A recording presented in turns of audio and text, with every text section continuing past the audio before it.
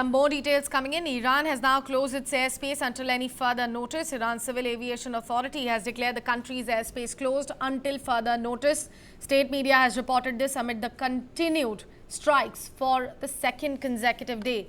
No flights will be operated at any airports in the country in order to protect the safety of the passengers until any further notice. The announcement, in fact, comes shortly after Israeli military said its jets have the freedom of action in the skies to Tehran. So that was the open announcement that came in from the Israeli military, saying that the jets have complete freedom of conducting any action in the skies of Tehran.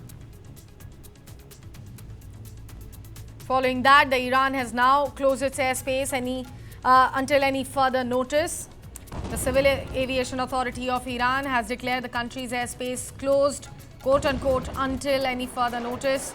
State media has also reported and confirmed this amid the continued strikes for the second day.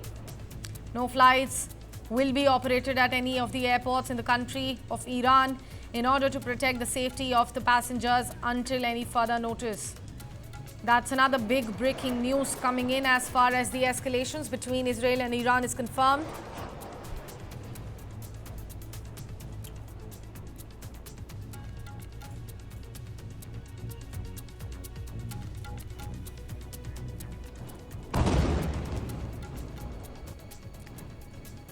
So the announcement of shutting the airspace from the Iran came in after the announcement came from Israeli military that the jets of the Israeli military have complete freedom to perform any sort of action in the skies of Tehran, following which now Iranian authorities have announced the shutting of airspace until any further notice.